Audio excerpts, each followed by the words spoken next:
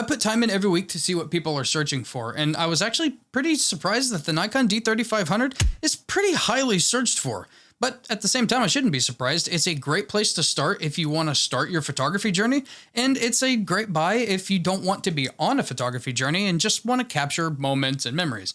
I actually started my career with a 3000 series camera something like a decade ago, and that camera is actually still in the family, being used more casually. Before you buy, in this video, I'm going to dive a little bit deeper to find out if this is actually the best option for you. Make sure you watch till the end because I have some guidance on other options to help you get the right tool for you. Let's go. First off, what are you looking to do with your Nikon D3500? If you are indeed just looking for a camera to capture those day-to-day kind of things on a family vacation, I actually wouldn't get a D3500. At KEH.com, which is my favorite used camera dealer, they're not a sponsor of the channel, you can get a D3500 for around 400 bucks for the body only at the making of this video, but you can get a Nikon D3200, which was my first camera ever, for about 150 bucks. If you do not want to grow into a real deal photographer someday, don't even worry about spending the extra money, as the cameras are too similar to really even bother with.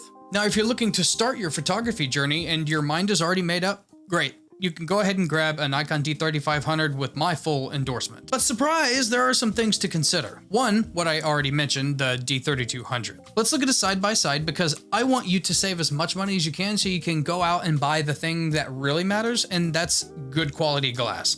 Way more important than cameras. It's actually easier to discuss what they don't have in common, and so the D3500 does not have an anti-aliasing filter, and the D3200 does. I prefer to not have an anti-aliasing filter because I'm a dirty little pixel peeper. This literally shouldn't matter to you at the beginning of your journey because I know a lot of very good, experienced photographers that don't know or even care if their camera has one. The D3500 has a higher native ISO of 25,600 to the D3200's 6400. On both of these cameras though, the images will look pretty bad if you get anywhere close to those ISOs because good performance at high ISOs is generally a very expensive feature that is really only competitive in way higher end cameras. The D3500 has a better battery life and offers Bluetooth connectivity. Guys, that's about it.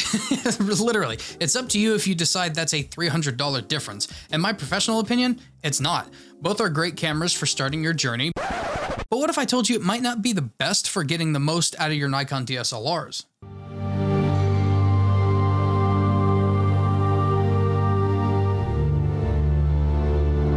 Nikon's DSLR mount is what Nikon calls the F mount, and there are so many lenses for it that it can be a little bit overwhelming. There are also different lens lines, and not all of them perform autofocus. There are two main ones, in my opinion, to take note of: G series lenses and D series lenses. If you have any camera in the 3000 line of Nikon DSLRs, including the 3500, you can only autofocus with G series lenses, as the autofocusing function is performed within the lens itself. These are Nikon's most recent DSLR lenses, and oddly enough, even though they are more expensive in most cases, I was never a big fan of the Nikon G lenses as a whole. The super expensive G lenses had some gems, but I always, by and large, preferred D series lenses, and they just so happen to be cheaper. So why won't they autofocus on 3000 series cameras? A little thing called screw drive autofocus. This is a Nikon autofocusing design defined by, like the name says, a little screw on the mount of the camera that drives these focus elements back and forth within the lens, which has like a little receiver pocket for said screw.